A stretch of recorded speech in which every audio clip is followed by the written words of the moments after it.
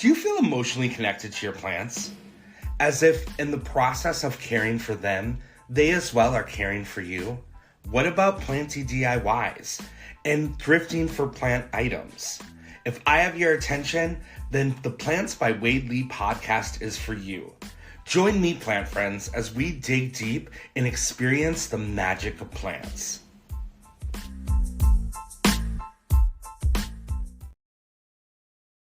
Hi, plant friends, and welcome to the third season of the Plants by Wade Lee podcast. It is an honor to bring Lesile Halleck, professional horticulturist. She was my instructor through a business course that I did with plants, the business of selling plants, which I have to tell you has been so instrumental in getting my shit together for my business. You'd have been so proud of me yesterday. I think I have the list right here. I have my whole list, and I put it all in the inventory in a spreadsheet and what I was going to make, and it's really awesome. You're doing your PO and your inventory committing and your projections. You're doing it all proactively now, right? Yeah, I'm Great. so excited. So anyways, welcome to the podcast, Lesile. Hey, thanks for having me here. You're so tropical today. Look at you. I am. So tropical. I'm so business and you're so tropical. Yeah, it's been so beautiful here in Florida. It feels just like being in the tropics, and I work right off the river, so I'm like, Nice. It's like a vacation every day. Nice. I just want to get started and ask you, like, how did this love and passion for plants really begin for you? You have a huge list of accomplishments, both academically and both with your business, your horticulture business. But when did it really start that you were like, wow, this is really going to be my life? Well, from a very tiny age, I was going to be an artist. That was my life. That was sort of my natural ability, was in the art space. And I wanted to be a designer, and I actually spent my first 2 years in art school at university. My parents sort of talked me out of the art degree, worrying. I think, in hindsight, I've discovered I can turn anything into a business that makes money. So I would have done that with art as well, understandably. So I showed them and I said, well, I'm going to change my major to botany, yet another massively lucrative field. But anyway, it was science, I think that made me happier. But in reality, I never would have done that had I not had an innate interest in plants, of course, right? And I think that was seeded in me at a very young age. My mom gardened, so I was always around gardening. I was always put to work in the garden at a very young age, and I have lots of pictures of me as a toddler in diapers, watering flowers, so I think being out in the garden was just a part of our day-to-day life. And as I got a little older, I'd be tasked with, okay, there's a big hill of Pachysandra that needs to be filling in. Go take cuttings and stick the Pachysandra to fill back in the yard. And those were my chores, right? So those were the things that I had to do. And I always was just very drawn to nature. I was very outdoorsy. I'm a kid of the 70s, so we didn't have screens. We didn't have perpetual TV. We got kicked out of the house, come home at dinner time, go outside and play. So I built forts. I made mud pies. I was out in the yard all the time. So I just loved being outside in nature. It was very soothing for me. And then as an Army brat, I actually grew up overseas. So we were in the States when I was little, and then we moved overseas to Germany, and we never lived on post or base. We lived on the economy. That's military jargon is what we call it. So we lived in little German villages all around the Rhineland-Pfalz, and there's very much a culture of gardening in those places. And I, never being near extended family, would always seek out a grandma. I made quite the nuisance of myself as a little girl, and I would basically just go find an older woman in the neighborhood, and they always had a garden, and I would just show up at their house after school and make a nuisance of myself. So I would get put in the garden, right? And I would help my adopted Oma next door in Geiselberg work in her yard. She didn't speak a bit of English, and I was stumbling to learn German. There was also, there's also a lot of cemetery gardening there. So I would go with her to the cemetery down the street in the center of the village and tend the gardens on the cemetery plots. So I just was surrounded by that culture of gardening and nature.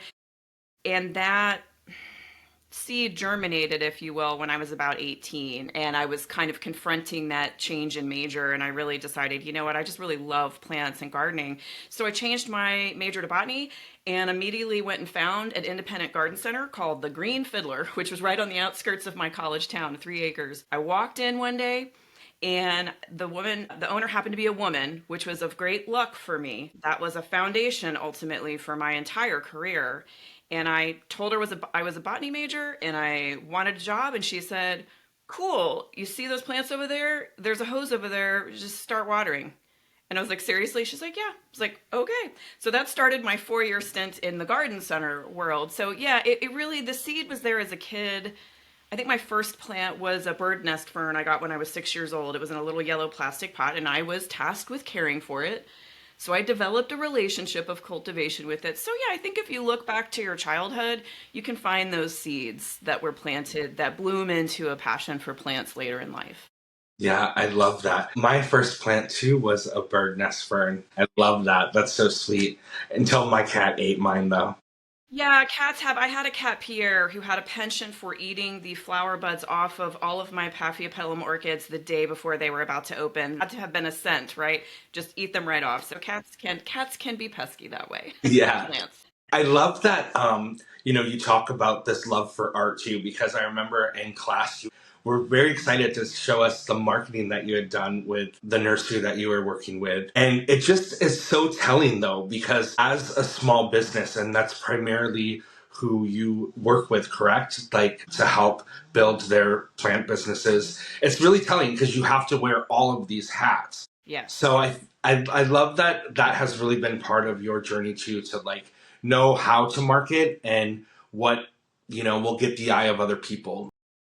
Well, look, I mean, horticulture is the merging of science and art. It is the science and art, right, of cultivating plants. And clearly their aesthetics play a huge part in gardening and plants, right? It is an art form that you exercise through a medium of plants, right? And Right. so, and by its nature, it is a creative endeavor, whether you're just home gardening as a hobbyist or whether you've turned your passion for plants into a practice professionally. Creativity is a necessity. And I think that's where I see a lot of small botanical business and established garden centers. And this is not relegated to just new plant entrepreneurs. Those established in the industry really struggle with this as well.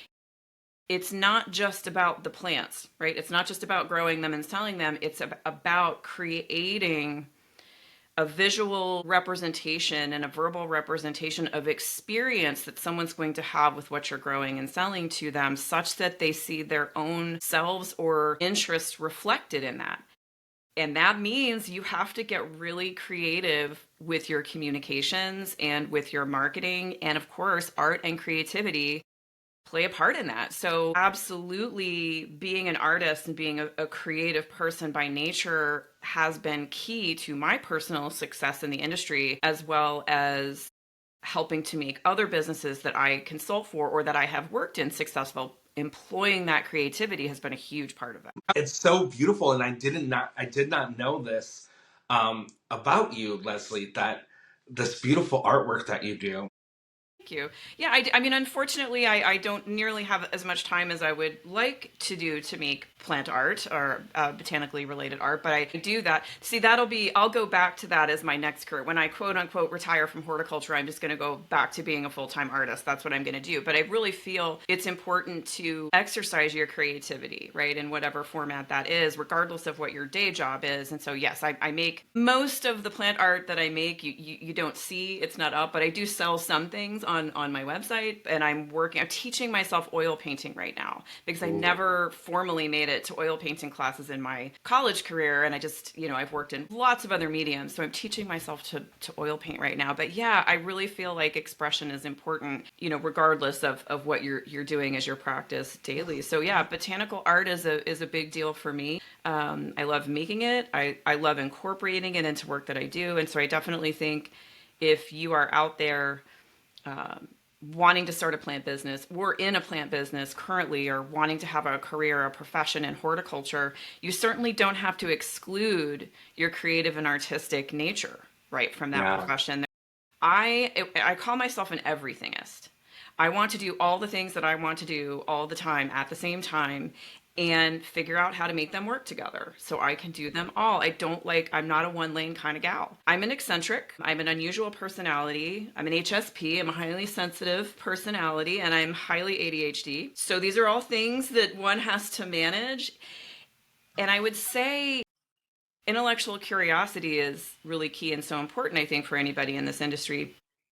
And as I've learned to get to know myself better through life, what I've realized is that my brain is very motivated by interest, right? I get a lot done, but I only get a lot done of the things I'm interested in doing, right? I've learned my brain only wants to work on things it's interested in. And that's tricky. That can be really hard to manage a brain like that. So I always have to have things going that interest me, even if maybe the work that I'm doing doesn't. Otherwise, I'm not going to get it done because my brain has to have something interesting to work on to motivate it. So continually working on art or silversmithing or gardening or whatever project that I'm doing is necessary for my brain, my ADHD brain, so that I can get all the other work productive stuff done that I need to do.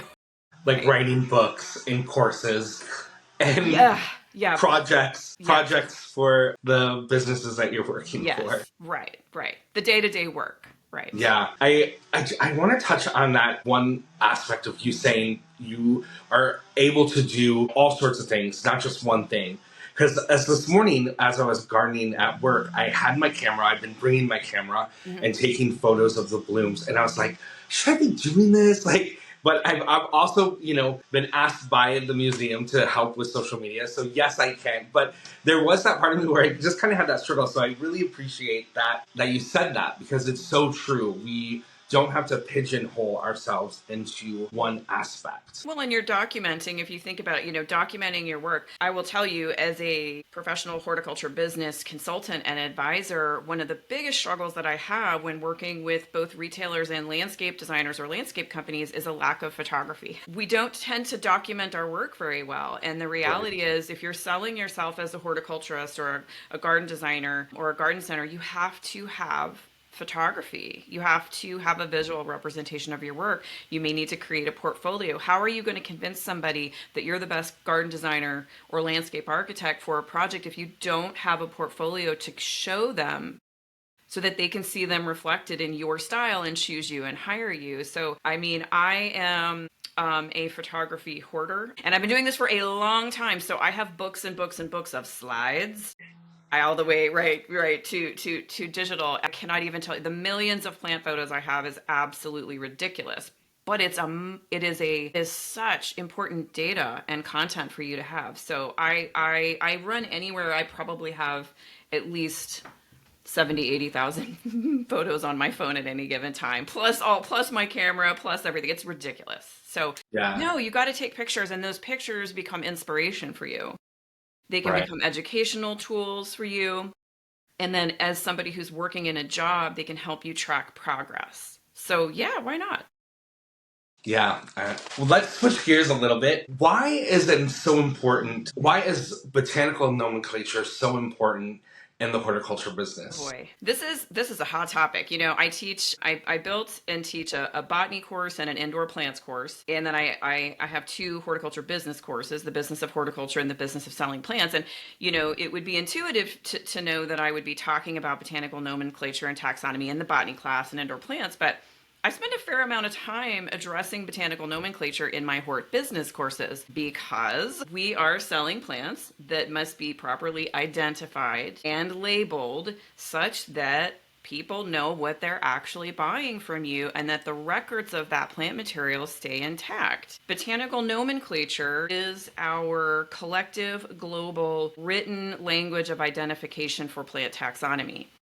There are rules around how we name and write plant names and how we represent things like varieties, cultivars, trade names, right? Such that the integrity, right, of the plant parentage, if it's a hybrid, knowing the registered cultivar name, if it's registered, if it's being sold under a trade name, these are things that are very important. And I will tell you, this has gotten worse and worse and worse out in the plant marketplace. And as more hobbyists and enthusiasts have entered the plant selling market, it's gotten exponentially more messy, But that's not to say that established businesses, growers, and retailers aren't just as bad Right. about not correctly writing plant names, not correctly assigning what the actual cultivar is, putting quotes around things that are not cultivars. I mean, it's an absolute mess. And I will tell I mean, you, double quotes. drives me. I have to tell you, it's just a picadillo of mine, being both a botanist and a horticulturist. There are things I'm very particular about. And as a botany student, it was drilled into my head, these rules of plant nomenclature, because if you don't adhere to them, the whole system of identification falls apart. And that is essentially what's happening with a lot of plants and a lot of home breeders now, and a lot, and then obviously trade names, which can be really confusing. So Yeah. I actually I write a weekly column called Plant for Profits, and for business, horticulture business. I write lots of other plant related stuff, but my Plant for Profits brand is specifically for anyone working in the horticulture industry or running or starting a business. And this week I wrote on the importance of plant nomenclature. And I did so because businesses I consult for and that have also been students of mine will continue to tell me, gosh, this is just still such a thorn in my side, and I'm struggling to figure it out. So, and I see so much incorrect nomenclature across the internet on established, supposedly reputable businesses that should know better. So it's a particular picadillo of mine that Yeah. accurate plant nomenclature is important. And I'll tell you, with as big of a mess that is being made of this out in the marketplace, if you as a small business want to differentiate yourself and look like you actually know what you're talking about and inspire confidence with your customers, which is really your whole job, getting the plant nomenclature correct is an important differentiator that makes you look good. If nothing else, it's authentically representing the plant that you're selling, that your customer's actually buying. So that's a big deal for me. Yeah. Yeah. In my short course that I took, my instructor also nail and coffin with, Valerie? no, you. Me. Yes, with the botanical nomenclature. And I'll have to say, though, you're correct. Someone who has kind of turned into a novice and then into the horticulture world as a full-time gardener, like taking your course was so just pivotal for me, because the minute that we got those plugs or I started seeding, I definitely put the correct botanical nomenclature. And that's how, every time watering, I'd look and look. And now when people ask me and they're like, even fellow coworkers, they're like, like this is great that and I'm like, yes, it's very important that we know this. Funny thing though, I thought of you a couple nights ago on a account that I won't name, but there was a live plant sale and the girl had typed in cute green plant. I thought I was going to die. Well, I just that was is like, right. I mean, and that is part of the problem. And I mean, look, as a professional horticulturist who has spent almost 35 years, helping people in this industry, I cannot, and garden centers particularly are boot camp. If anybody's looking to get good training in the industry, garden centers are a great way to do it, because you have to answer a lot of questions. You have to learn a lot, but I cannot count the times over my career I have been asked, I have this plant and it's green and the leaves are kind of round. Do you know what it is? Like, they don't have the, and I will tell you, you learn through a process of elimination, right, to ask questions to get down to a point where you can I can generally give somebody a genera or a common name for something. right. But I mean, that takes years of experience, and plant ID and learning nomenclature and learning field ID using field keys like systematics to identify plants. That just takes a lot of an experience. Yeah. And certainly no one on this planet is an expert on every plant. I mean, it's just not possible. I mean, look, you can, here's the Bible of botanical Latin, from William Stern, if you need that and you want to start learning. But I did, in my column this week, did outline some of just the basic fundamentals that you as a plant seller should be at a minimum responsible for understanding and representing, when you're selling plants online. And if you are in the industry and you're buying plants from growers, you need to put that same pressure on growers to be properly labeling their plant material. But yeah, I mean, that's the problem, is that you have a ton of people now selling plants online with no accurate identification.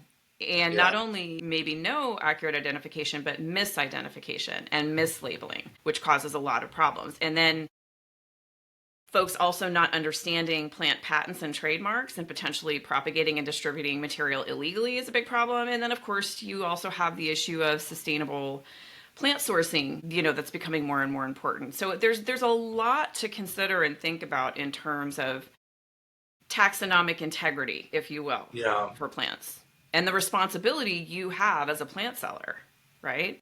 Yeah, totally. What is some advice of like to start learning botanical nomenclature? Like the families, is that a good way to start?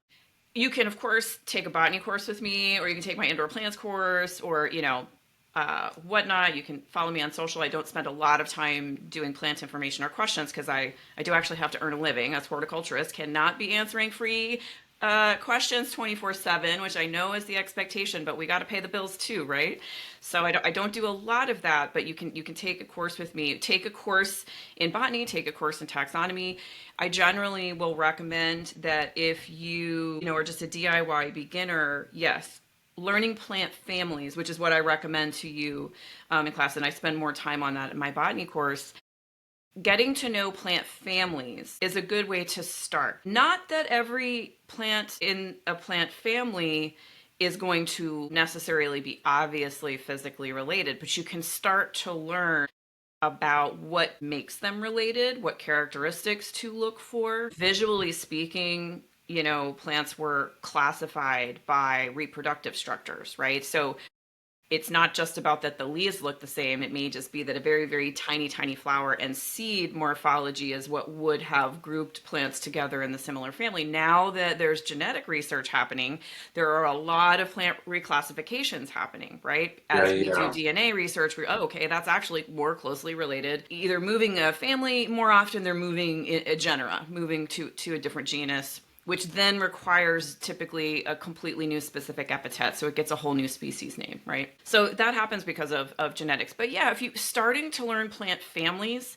is generally the where that I recommend. And that as you start to do that, you will learn to start to that plant looks like I bet it's related to A, B, or C, or I bet it's related to this. And then you can look it up and, oh, it is. And then you can start gaining some confidence in your ability to recognize specific characteristics. That's a good place to start. It's Yeah. manageable. And then after that, when you start getting some confidence there, you could start looking at how to use plant ID keys. Right? So if you want to go out into the wildflower field and start figuring out what things are, there are guides or plant keys for specific groups of plants or regions that you can use to start. And basically that's a key is a process of elimination, right? Right, The right. leaves are pubescent or not pubescent, right? And you pick which one. It's like choose your ending books. Basically, like you pick the path and then you get a different ending. That's exactly how plant keys work, right? So through a process of Yeah. choice and elimination, you pick characteristics that match what you're looking at, and eventually you get down to a particular species. So, but families, learning to recognize and understand plant families is a great place to start for most people. I love that coloring book. I always recommend it in all my classes, Botany in a Day. And then there's another companion, a plant families book, and so they're like coloring books, right? But they teach you about plant morphology and plant family relationships. So Yeah, that's a yeah. fun visual way for the artist and me. Being very visual. I want to see it. I have to write it. I have to do all of those things to cement it in my brain, right? Yeah, I'm ADHD like you too. I Yep. can read something 100 times and be like, I don't even know what I just read. What has been your favorite plant or gardening experience? Geez.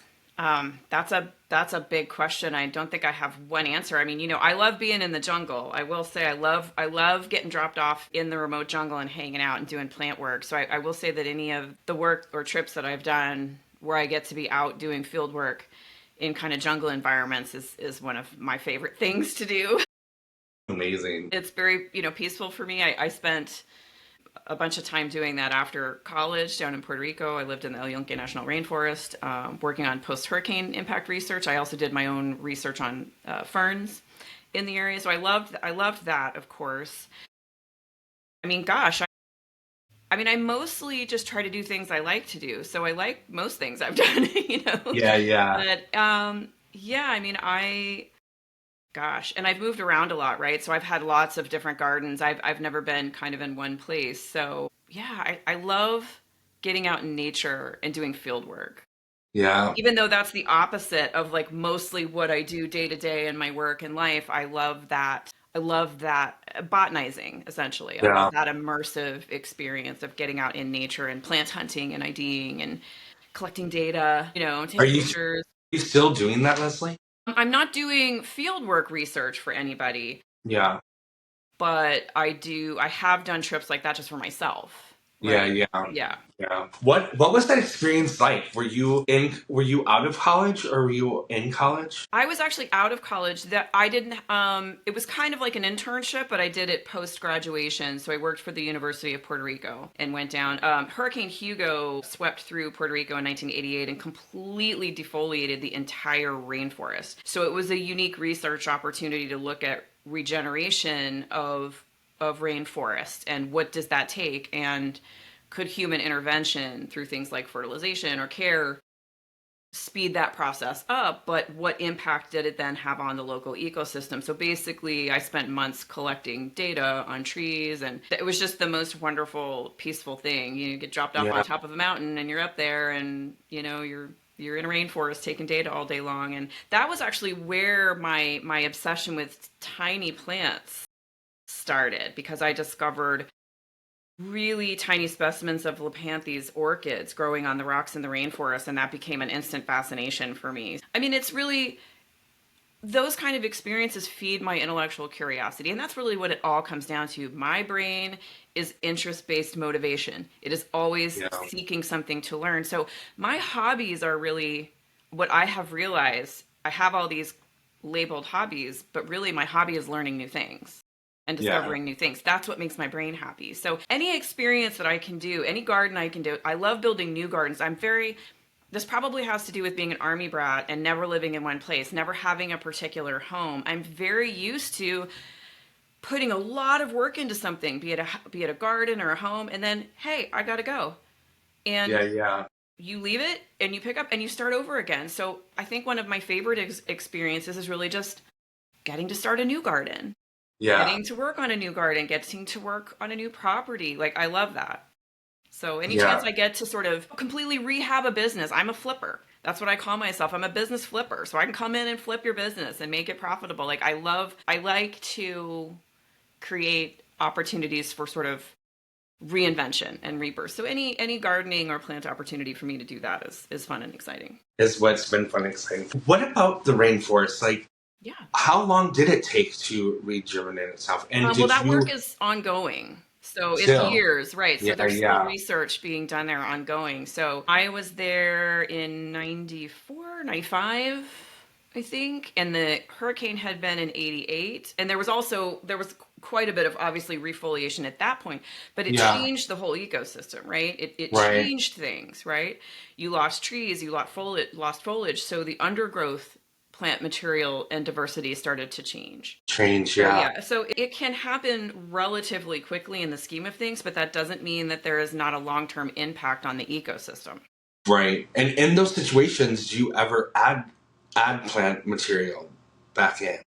We were not doing that, but we were doing things like fertilizing. We were looking at the impact on inputs. What inputs could you add to rejuvenate? But what negative impacts could there have been from that input as well? Like, right, there's Right, always going to right. be a change in things when you have human intervention in a natural space like that. So it's just it was It's interesting. yeah, lots of interesting things. So there were lots of different research projects going on at the same time. They're looking at lots of different plants and ecosystems. Did I also see that you are hosting a trip?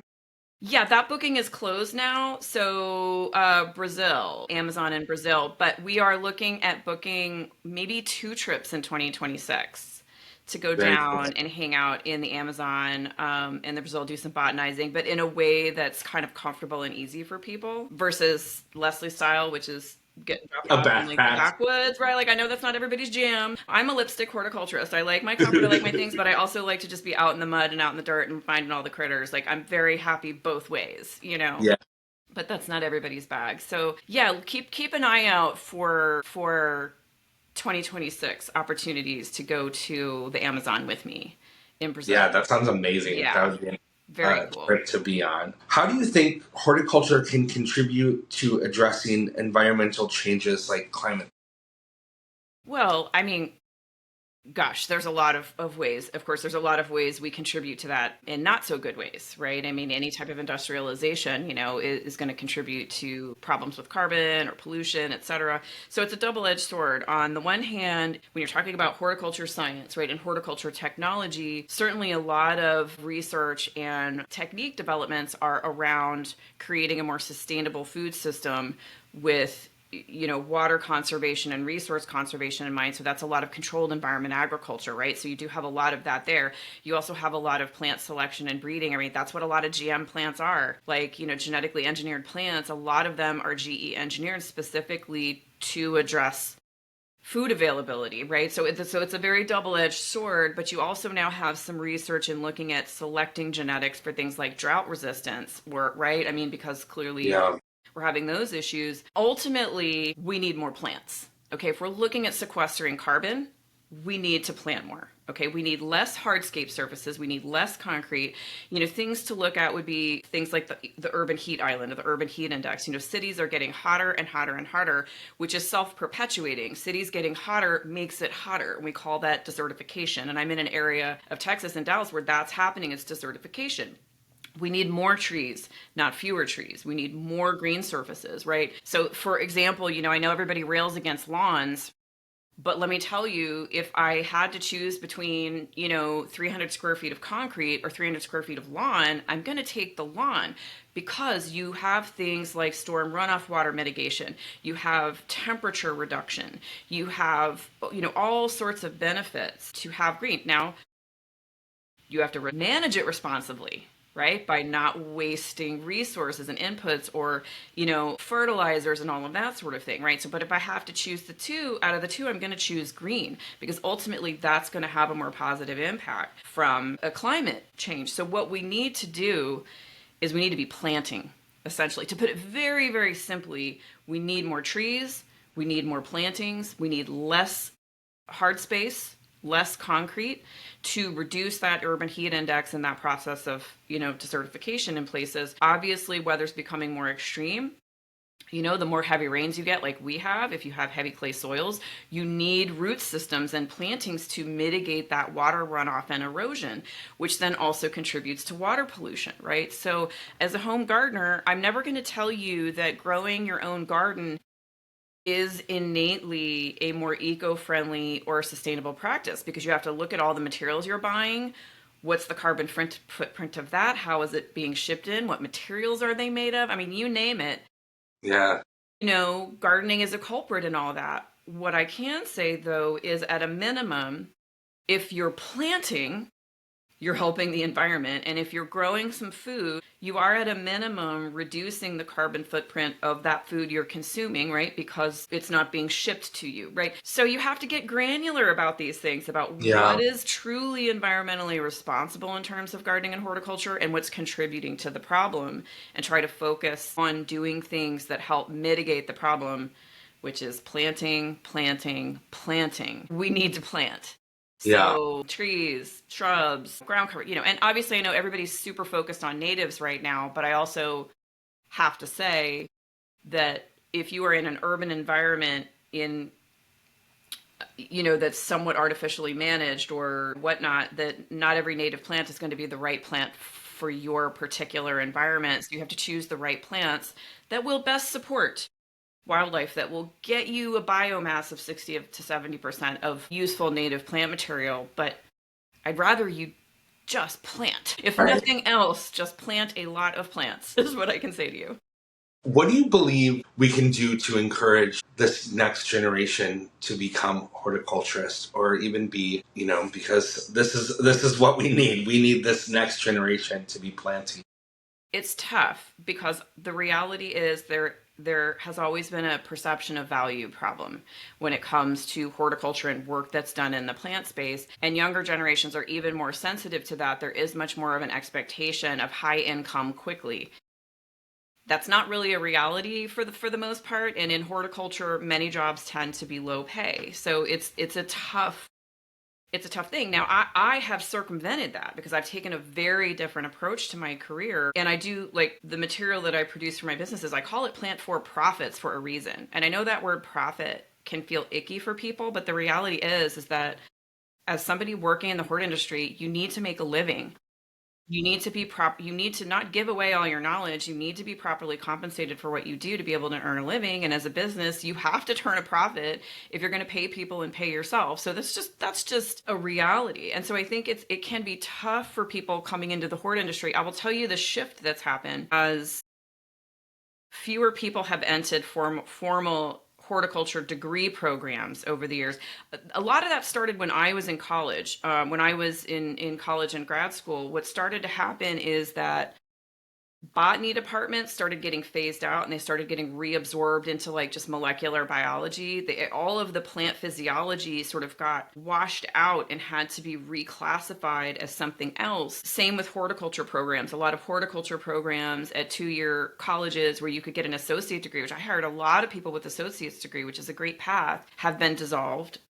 So over the last 30 years, you've seen fewer and fewer formal education opportunities and fewer people coming out with degrees in horticulture. So that's been a struggle, which means there's opportunity in the marketplace. But I think a lot of people who love plants don't tend to focus as much on the financial side of things as they need to. They need to do research about what job they actually want to do in the horticulture industry and what are the earning potentials and how do you increase your earning potential for that? How do you make yourself, how do you differentiate so that you can earn more doing that job? Being that creative. Exactly. You have to be the decider. That's what I mean. You have to be the decider of how you're going to do this. So I think that now there are more people transitioning over into the hort industry, and I work with a lot of career transitioners that are going the vocational route. So there are more vocational schools of horticulture like New York Botanical Garden and Longwoods. There are professional training programs that you can go through, as well as horticulture certificate programs, which is not a certification. Getting a certificate in horticulture is not being a certified horticulturist. It's an education certificate, right? So that can take 1.5 years or so, maybe 2 years, like the horticulture certificate program I teach. The landscape certificate. Right. And what that is that's a stepping stone. It's not a degree and it's not a certification, but what it shows me is that you've put in 2 years of time actually getting higher level, university level education and knowledge that you can apply if you are a career transitioner. So if you have a degree in something else and have had a career in something else, and then you get a horticulture certificate or go through a professional training program, that says to me as somebody who would hire, like, okay, I can at least have confidence you have enough basic horticultural knowledge that I could train you. Okay. So those avenues are becoming much more popular. So horticulture as a vocation, not at the university degree level, seems to be growing, which is one of the reasons I committed to teaching for UCLA in the certificate program, because I wanted to create these opportunities. Nobody else teaches the kind of hort business courses that I do. That stuff just doesn't exist. And so I did it because I wanted to try to make that available for people who can't go get a horticulture degree, right? So I think if you have a passion for plants and you want to do something for the environment, or you want to work in ornamental horticulture or landscape design, you definitely have to get educated. Okay. This is a science-based industry. You can't just home garden and think you're an expert and be able to get a job. It doesn't work that way. Right. It does not work that way. You don't know what you don't know. That's the reality. It's very easy to think as a home gardener that you have the confidence to go out and present yourself as an expert, but the reality is that there are so many variables and so much information. So I would say that folks need to pursue some level of education, right? In order, not a master gardener certificate. That's not a professional. And I was just gonna ask you about that. Yeah. Master gardener programs are wonderful community volunteerism programs that work through county extension agents, and they are there to support the extension agency. You get introductory gardening classes, and then you have to keep up a certain number of volunteer hours annually to use the moniker master gardener. You may only use that moniker in association with extension volunteer work you are doing. It is not a professional title.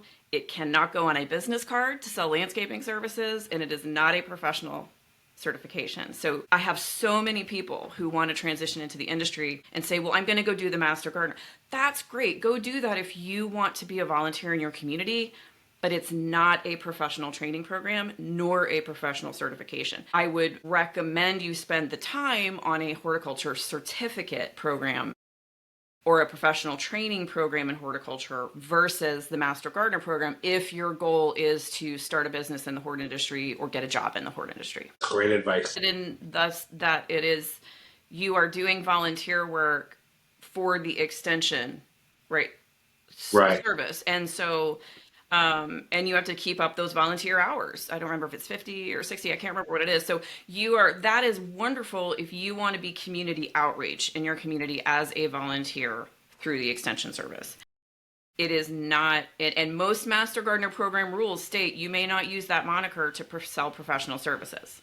A lot of people do it. It's against the rules, and it causes a lot of confusion out in the consumer market about who's actually an expert and who's not. Love Master Gardeners, but let's be real about the distinction. So if you want to start a business or you want to get a job in the industry, pursue some form of higher level education or certificate or vocational program. As someone who's hiring, I'm going to have a lot more confidence in that in terms of bringing you into a role as a career transitioner.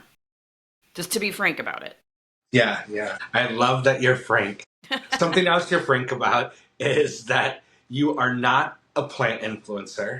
No.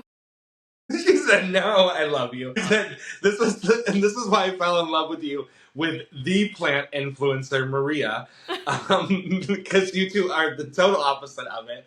But and that's why I also was so drawn to you, because opposites attract, and I love you guys' friendship and your camaraderie. But yeah, there is this space of plant influencers that, are taking the horticulture. It's funny because I saw it happen in the fashion industry. Yeah, absolutely. All these bloggers would go to Fashion Week, and these, legitimate professional critiquers of fashion were like, who are these kids coming in here and ruining our scene? But I'm definitely seeing the same as I've been to this plant convention that was very much like a Comic-Con, but all with plants. Right. And you're having some big names in the horticulture ball game, like Costa Farms, who are really supporting these avenues. And it is great for business, right? And it is, but it's interesting. What's your take on it? So being sort of a curmudgeon-y introvert Gen Xer who was operating as a professional in this world well before social media or any of this, back 52, I leveled up to 52 in December. In my 30s, would have been the time, right? That if I was gonna really push for that sort of public persona, that would have been the time to do it. But I did a lot of TV, I did a lot of radio. I've done a lot of promotion for whatever work or business. I was at the Arboretum, I did a lot of writing. So certainly, no stranger to media, but I also I made a conscious decision that's when kind of social media started happening more. I could have jumped on that bandwagon and maybe built a much more public facing persona at that point, but that's just not my personality. I didn't want to do it. That's how Maria and I are great compliments. I kind of prefer to be the professional puppet master behind the scenes. I want to focus on the meat on the bones, and I want to focus on the data and the information. I don't necessarily want to spend all my time trying to be social with everybody about it. I don't know how else to say that. Yeah, I know. Yeah, and here's the thing is that I have so many projects that I work on. I have so many different things that I do that, number one, I can't have social media. It just can't be my full-time gig. Right. And the reality is that I will also say, I think part of this movement, and I understand why, so I will give you some caveats about it. There is a bit of an anti-intellectualism push, okay, in the whole influencer sphere. Right. And that's very much played out in the plant world as well. It's been a weird phenomenon because I come to things in good faith and wholeheartedly, and I just want to help people and I want to teach people. But I've definitely gotten a lot of blowback from amateurs who seem to have a problem with professionals communicating in the space. I don't get it. I don't understand what it is because we're all here to help each other. But there does seem to be a weird prejudice against professionals or experts. And here's the deal. There is a real difference between an expert in a subject matter and an amateur. An amateur is not a bad word. Right, right. I'm an amateur lots of things. I'm an amateur jewelry designer. I'm an amateur painter. I'm an amateur lots of things. Like there is nothing wrong with that. But I think there's good things about obviously the plant influencer space, and I've always encouraged all of my clients and encouraged the industry to work with plant influencers, right? Like we all rise together. Right. At the same time, I think there has been a push against technical knowledge, like talking about botanical nomenclature, and sort of like pushing a lot of that aside and assuming that if you know the basics that you're an expert. And unfortunately, I've seen a ton of misinformation about plants propagated and disseminated continuously through the influencer market. So obviously as a plant expert in the space, like that's problematic for me because guess what? Now my job's even harder because now I have to keep like teaching against that. So on the positive side, it's wonderful for plant passion and gardening to be communicated aggressively on a higher level from enthusiasts who love it. So that's not a bad thing. You know, that's a good thing too. I think that there just probably needs to be the acknowledgement that you can't rely on plant influencer information to always be technically correct. You just need to do a little more homework sometimes, right? Face value may not land you in the right place in terms of the information you need. So it's a double-edged sword. There's great things about it, and there's some problematic things about it, right? From my sort of like old school behind the scenes perspective, right? But I have gone out of my way to support influencers. Oh, of course. When they ask me to come on their podcast, I come on their podcast. When they ask me to do work with them, I do it. I review their books. Like I'm kind of a secret, review. Sometimes people don't know that I'm going to be looking at their book before it gets published, right? Things like that. And so you have to kind of figure out ways to work together, I think. Yeah. What upcoming projects do you have, Leslie? Boy, I'm actually writing a new book right now. And I haven't. This will be your fourth? This will be my wait. 1, 2, 3, fifth. I don't talk about the first one because I didn't get paid.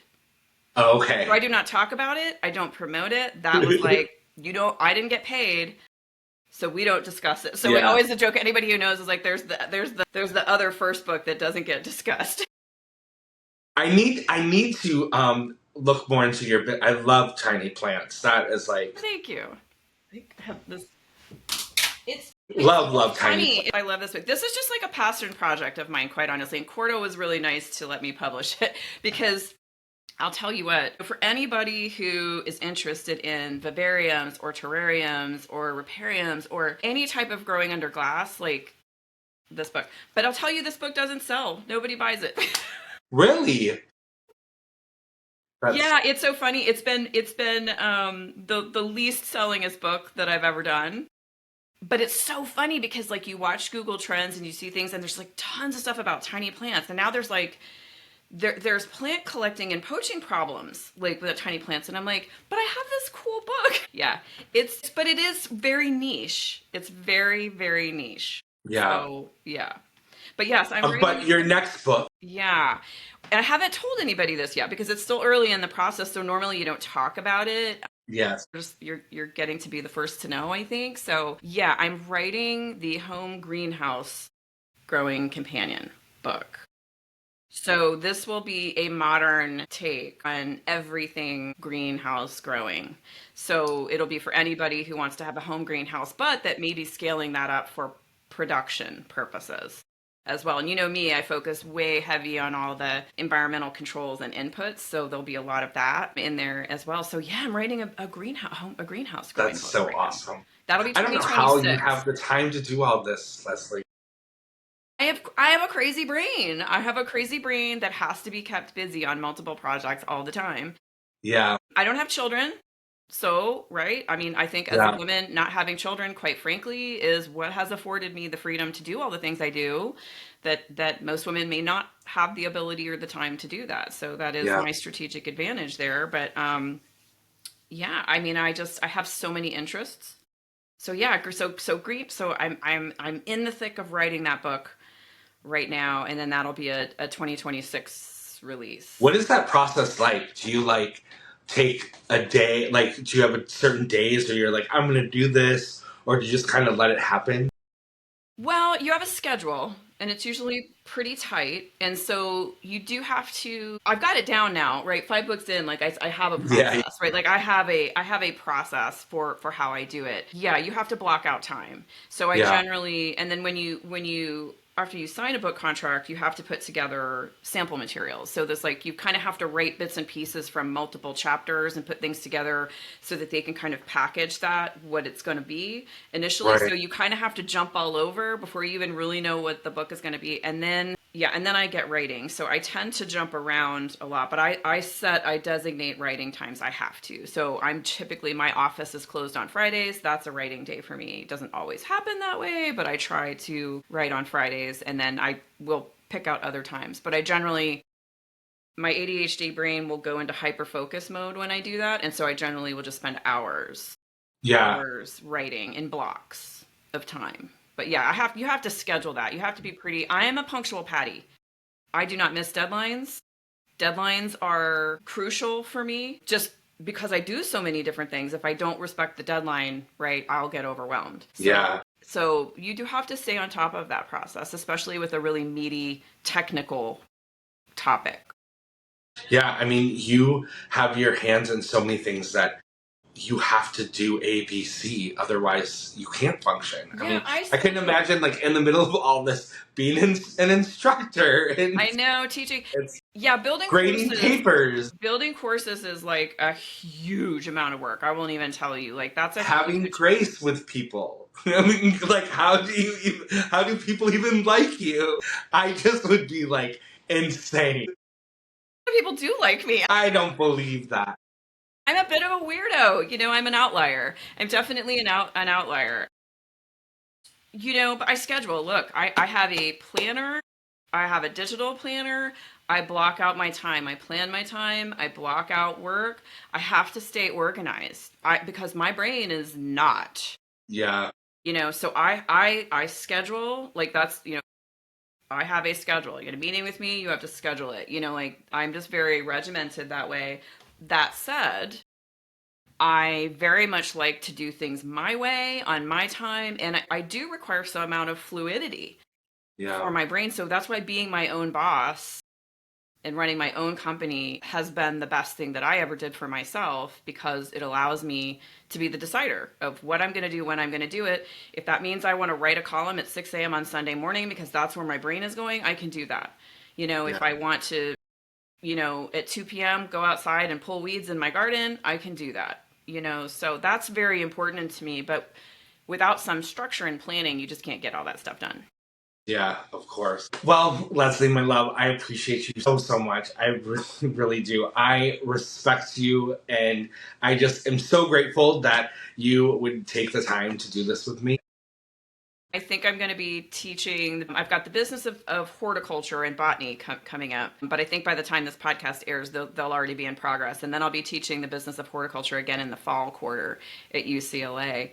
Yeah, and if I have a main e-newsletter, my Halleck horticultural newsletter that has more kind of plant info in it, and then my Plant for Profits e-newsletter, goes out weekly with my column. So if you, are thinking about having a business in the horticulture world or transitioning your career, I write a bunch of stuff just for you and that. That's awesome. So you could just jump onto that newsletter and Yep. get all of that information. Yep. And then where else can everyone else find you? Your website and social media? Yeah, lesliehalleck.com. That's my website. So pretty much that's the hub. You can find anything there. You can find out about my consulting services there. You can read 20 years of plant and gardening blogs. All my columns get posted there. If you click on the learning tab, my weekly columns get posted there. Videos, other information I recommend to you, you can find there. At Leslie Halleck on Instagram. Leslie Halleck on LinkedIn. LinkedIn is a great place to network with me. And I've got Halleck Horticulture on Facebook and stuff, but most of my time I'm going to be on LinkedIn or Instagram in terms of engaging with people. Awesome. Well, I know that you probably have a busy day, so I will let you go. But thank you again. I really appreciate you. Yeah, so happy to be here. And I love all my plant influencer friend podcasts. I do love plant chatting and I love to be with you. And whatever I can do to help inspire people to love plants more and garden more and get engaged or start a business, I'm happy to do all of that. So thanks for having me on. Of course. Have a great day. You too. Thanks. Bye.